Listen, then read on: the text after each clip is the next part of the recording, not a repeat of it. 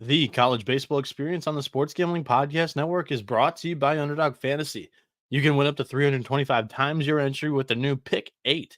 Sign up today with promo code TCE SGPN to claim your special pick plus first time deposit offer up to $250 in bonus cash. UnderdogFantasy.com, promo code TCE SGPN. We're also brought to you by Rhythm. Get the best data-driven props and picks from Rhythm. Claim your 7-day free trial today by going to sportsgamblingpodcast.com/rhythm.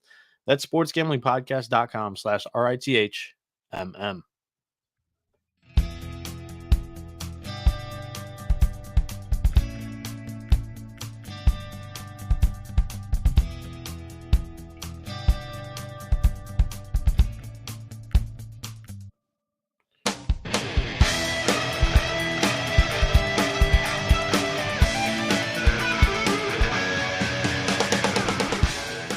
And it is showtime. What's going on, everybody? Welcome back to a brand new episode of the College Baseball Experience. I'm the host, Noah Bieniek. And man, my brain is fried. That was an outstanding day of baseball once again. College World Series does not disappoint. It delivered two really close games once again today.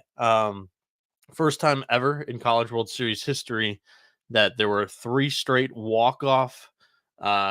Three straight walk-offs in three straight games. We had that as the first two games of this College World Series ended in walk-off. Then the first game of Saturday's slate ended in walk-off. Saturday night, Jace Laviolette robs a go-ahead home run. So, I mean, it's not a walk-off, but we had drama late in this one once again. Excellent stuff. Like I said, my brain is fried. It's 3 a.m. in the morning. In between the games, I was doing some yard work, cutting the grass, and that spurs up my allergies. I'm allergic to frickin' everything. So I was almost dying during the second game here between Texas A&M and Florida. However, first game was great. I mean, that went exactly kind of how we thought it would. Kentucky uh, had the early lead, cashed that first 5 money line that I was talking about. If that NC State bullpen could, it could break the game and break the full game handicap on that one. And yeah, so Kentucky, first off, not only are they leading after the 5 innings, they come back in the 9th inning to win that. That game that was awesome. I enjoyed that game a ton.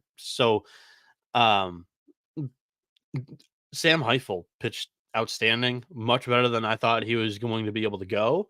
Only allowed three runs through, I think it was 7 innings, and then honestly, Kentucky was able to put up the run or two on Jacob Duden in the late innings there.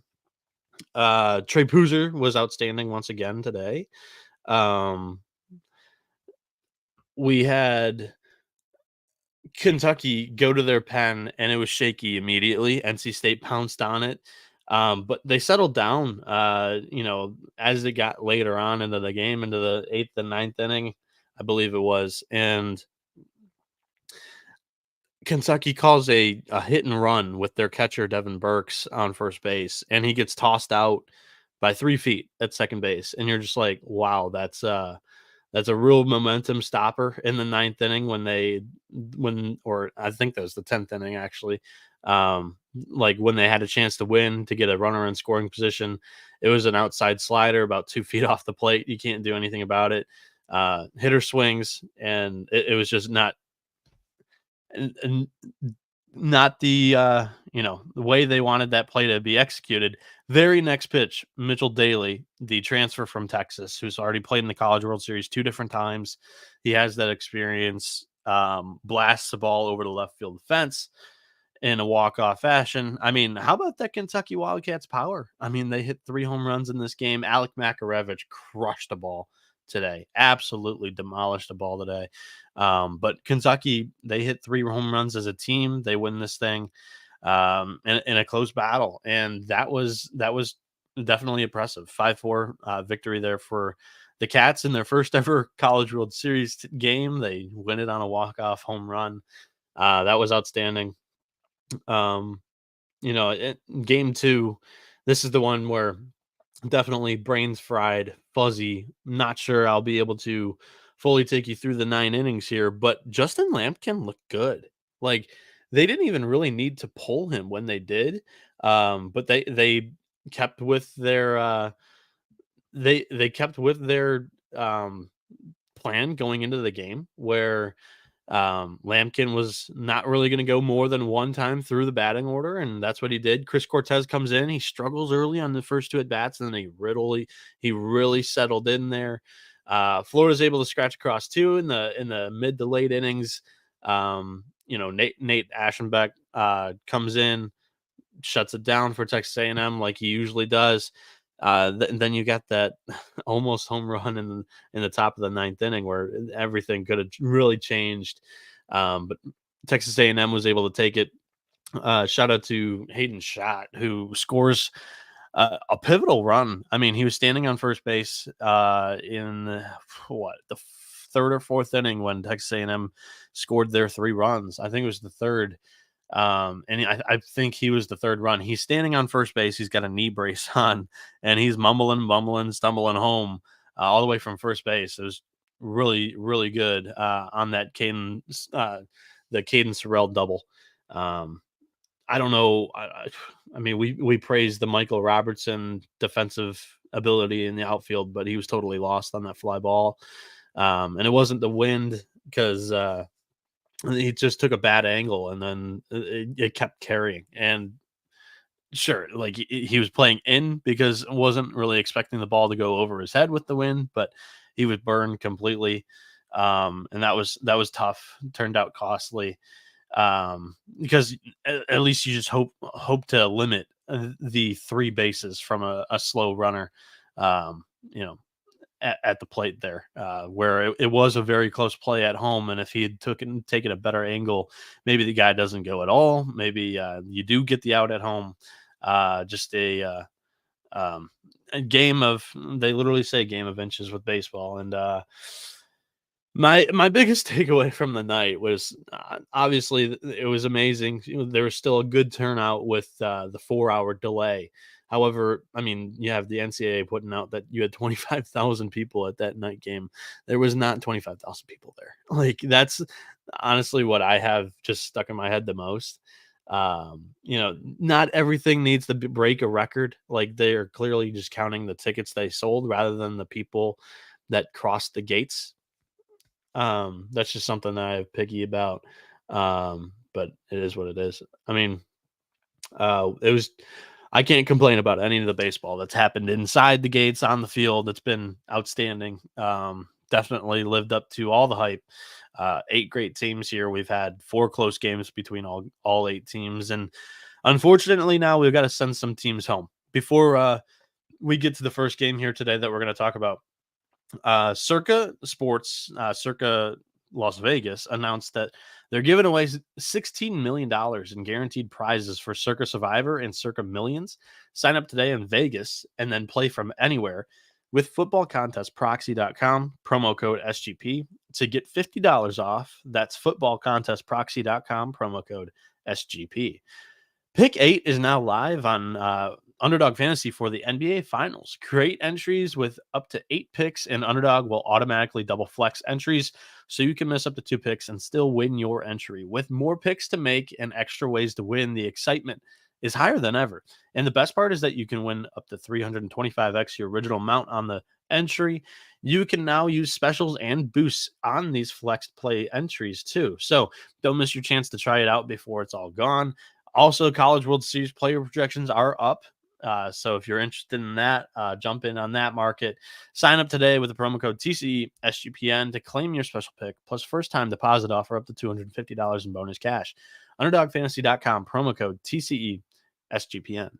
So like I said, we do have some Underdog player projections for college baseball games tomorrow that are up. I have 2 picks, 1 pick for the first game, 1 pick for the second game. We'll get to those, by habit of where they pop up in the handicaps here. But without further ado, let's jump into these games. Virginia is going to be the acting road team here against Florida State as the home team. The Seminoles are minus 125.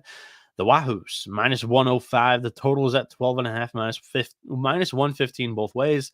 The run line minus 1.5 for Florida State's plus 130. UVA plus 1.5 is minus 166.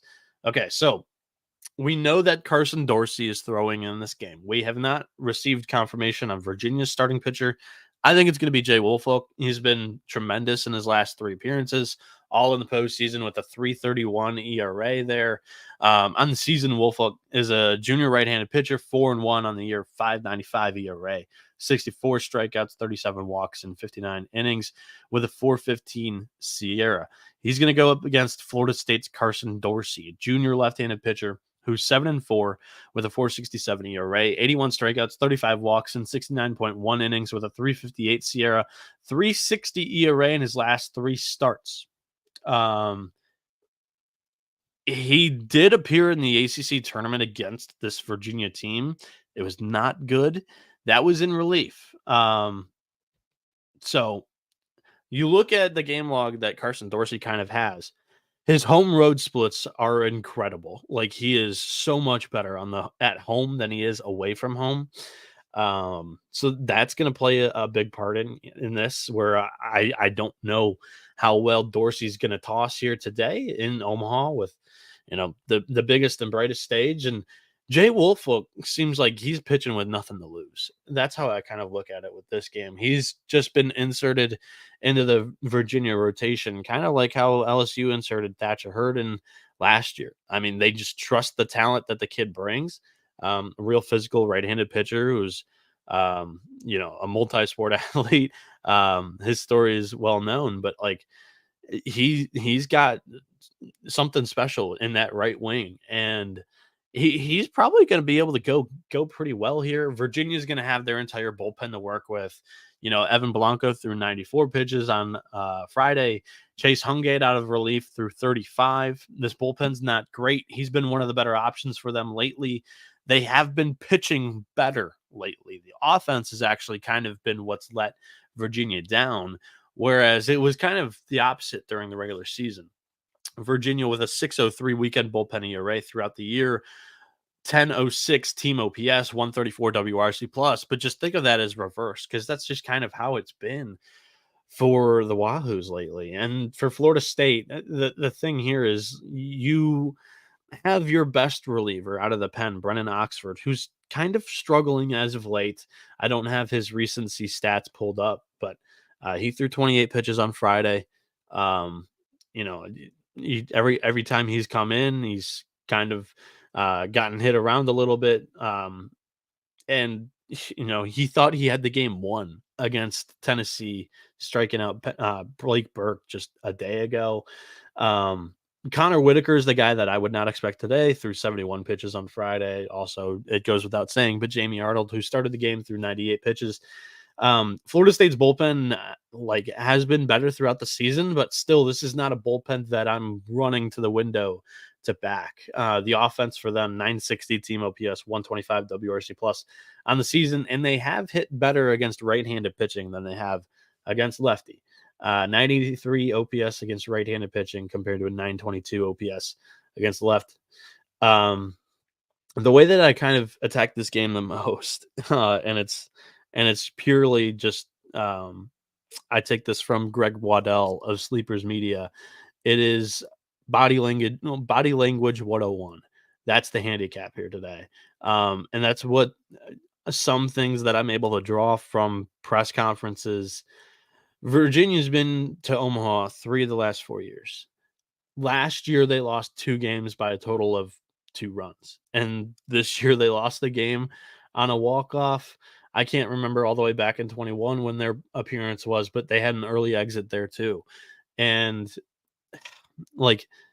you have to be Florida State's lack of experience actually might play a role in this, because Virginia's now seeing the demons. They're like, oh shit, here we go again. We're in the losers bracket once again in the College World Series. We are never able to get the job done when it matters the most. Whereas Florida State's still pretty energized and they're pissed off about the check swing call. I feel like they're going to come out pretty energized and motivated to win this game. It's a really tough handicap. I think this is it's a close game either way. where that plus 1.5 on the run line for Virginia is really attractive. Um, Honestly, like I would lean towards the over 12.5 in this one. When it comes to the specific game, I want to take Virginia. I really do. And I think Florida State is the team that's going to probably come out a little bit more motivated and ready to go. Both teams were walked off against on Friday. It's a very very tough handicap to decipher or determine these two teams. Pretty coin flippy, honestly. I personally like the form that Jay Woolfolk is in currently, and I trust his current form lately than I do Carson Dorsey's kind of Jekyll and Hyde when he is not at Dick Howser Stadium this year. That really shouldn't play a role because like that is a pretty hitter friendly park, and being in Omaha, Carson Dorsey should go all right. I think I'm gonna go with my gut rather than the. I'm talking to myself, trying to talk myself onto one of these sides. I think I gotta go with Virginia here. Um, just because I think they've got the bullpen with better momentum, and Jay Woolfolk has pitched very well lately. So Carson Dorsey's pitched great lately too. I'm just saying, like the splits for him scare me a little bit. I do like the offensive form too that Florida State's in. God, tough decision that I'm trying to sway myself on air here. um, so my underdog pick, I'm just gonna skip to this for a quick second. My underdog pick for this is pretty simple, honestly. Um, Virginia's star Griffo Farrell is not gonna um, take this game lightly. Like this is his, I believe, his third trip, if not his second trip to Omaha here. I think it's his second trip, his third year with Virginia. So it's his second trip to Omaha. He's his total for total bases is only set at 1.5. Give me the higher there. It's 11-4 in his last 15 games. He's going up against the left-handed starting pitcher in Carson Dorsey. I think Griffo Farrell is going to have more than 1.5 total bases here. I'm going to go Virginia. I'm going to go Virginia minus 105 on the money line in this game. I'm not touching this whatsoever, though. This is a super, super tough game to pick, to decipher. I'm a little more bought into the second game, though, and I can't wait to talk about it. But first, if you're betting on NBA player props, then you need to download Rhythm. Rhythm is a prediction and projections app that makes data and analytics and sports betting easy for everyone. Rhythm's predictive models were born from the brains of MIT data scientists and quants with over 3 years of data that help drive you to better AI-backed betting decisions. Prop predictions are paired with trend graphs so you can see for yourself whether or not the projection has meat, making betting easier for sports bets or DFS picks.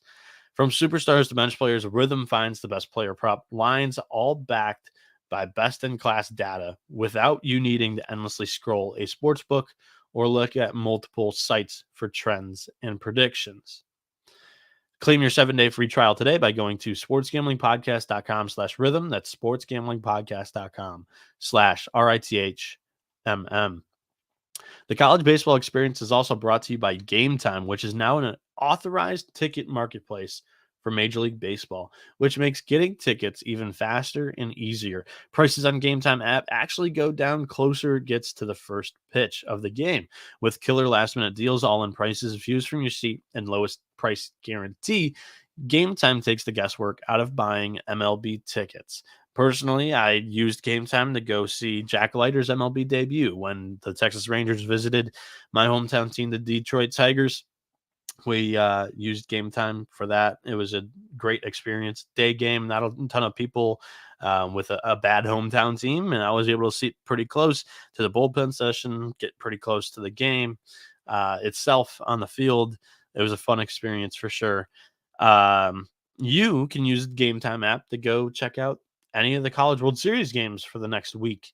Save up to 60% off buying last minute for sports, concerts, comedy, theater, and even save even more when you choose a section and let Game Time choose the seats for you. You can get a panoramic view of your seat in the app before you buy, and the lowest price guarantee will offer you to 110% back of the difference if you find a better price out there on the marketplace. Take the guesswork out of buying tickets with Game Times. Download the Game Time app, create an account, and use code CFBX for $20 off your first purchase.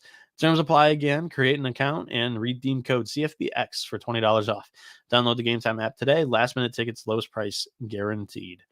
All right, we're back here on the college baseball experience to talk the second game. This one I'm super excited about because how can you not be? It's Tennessee, North Carolina. The Volunteers, though, minus 195 on the money line here. North Carolina plus 150. Total set at 11.5, minus 115 both ways. Tennessee minus 1.5, minus 120. North Carolina plus 1.5, minus 110. If you've listened to this show, you know that I've faded Drew Beam quite a bit here lately. Drew Beam in his last 5 starts, 7.41 ERA. In his last 3 starts, 9.69 ERA.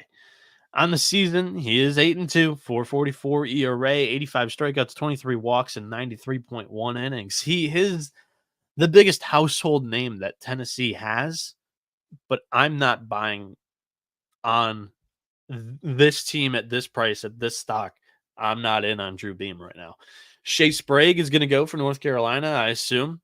He's been the game 2 starter for them all season long. He's a junior southpaw, 3-1 on the year, 4 ERA, 64 strikeouts, 16 walks, and 74.1 innings. He's been solid lately. He's faced LSU, he's faced West Virginia, going back through the ACC tournament, the final stretch of the regular season. There's nothing that I see from Sprague that I'm really concerned about. Other than, just he's facing a Tennessee offense that is pretty damn good. And it's definitely a bold take going up against the Volunteers, but I'm willing to do it with the value that I'm getting here on the money line. And I'm willing to do it with a totally fresh bullpen that North Carolina has. Jason DeCaro threw 89 pitches the other day. Matt Poston only threw 23 in relief. Dalton Pence came in relief and only threw 29. Both of those guys are going to be able to come back in this game here and throw, and they'll be ready, and they'll be ready to go. And they've been great lately, especially in the postseason. Tennessee, on the other hand, was in an absolute dogfight against Florida State on Friday. And yeah, they could bring back Stamos. They could potentially bring back AJ Causey. He only threw 45 pitches. Kirby Connell threw 17. Aaron Combs, I would not expect to see in this game against North Carolina. He threw 60 pitches. Banky threw 7 pitches. He's going to be fine. He'll be ready to go in this game. Nate Snead threw 39. I think North Carolina's got the more rested pen. I think they've got a super solid offense in their own right. North Carolina on the season, 950 team OPS, 124 WRC plus, the weekend bullpen ERA, 450 ERA. For Tennessee, it's better across the board. Like, they're the number 1 overall team for a reason. They're minus 195, and that makes me want to steer away. Not only because I'm not willing to lay that juice, but also I think North Carolina's game in this one. Yes, Tennessee, 1021 team OPS, 134 WRC plus. The bullpen has a 336 weekend ERA on the season. Tennessee is going to try to slug. And they've done that the entire season. They have been better this year than in years past at just being able to get on base, hit for average, but it's still in their DNA that they want to blast balls out of the stadium. Anthony D'Onofrio in right field, Vance Honeycutt in center field, 2 of the fastest guys here in Omaha, are going to be able to run down all of these warning track fly balls. I think North Carolina has the recipe to beat Tennessee. I really think so. I said it prior to the tournament. I have North Carolina winning this whole damn thing. I have North Carolina winning this bracket. I had North Carolina going 2-0. I had them specifically playing Tennessee and pulling off the upset against Drew Beam, who has a 9.69 ERA in his last 3 starts, 7.41 ERA in his last 5 starts. I'm fading it. I'm going with my gut. That's been my handicap the entire tournament, and it's worked out incredibly. Evansville beats Beam in his start. Indiana put up runs against Beam, but their bullpen wasn't able to keep Tennessee down. You go back even further, Beam, I think through my brain's fried to remember even further. It's 3:18 in the morning.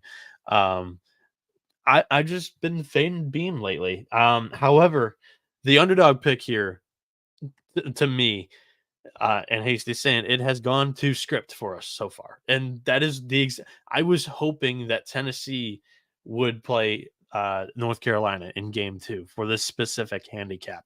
I'm going to follow through, put my money where my mouth is.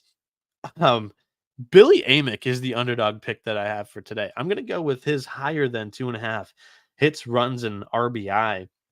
It's 5-3 in his last 8 games, but you look in those 5 games that he cashed, he was facing a left-handed starting pitcher. He murdered the ball in all 3 games, really, against Evansville. They started 3 left-handers in that series. The only game that honestly he didn't face a left-handed starting pitcher was Indiana, and he had a great game in that one. But Billy Amick has been murdering the ball lately, to say the least. Higher than 2.5 hits, runs, and RBI for one of the only right-handed bats in the middle of this dangerous order. I think that's a very favorable play against the soft toss and lefty in Shea Sprague. So that's the underdog pick there. Today, for this North Carolina Tennessee game, I love North Carolina plus 150. I think both teams are going to be able to score some runs. I'm going to go with the over 11.5 minus 115 there. North Carolina plus 1.5 minus 110 is probably a great play. Honestly, that's probably even better than the plus 150. That's probably the pick that I'm going to write up here for the article tomorrow. Plus 1.5 minus 110.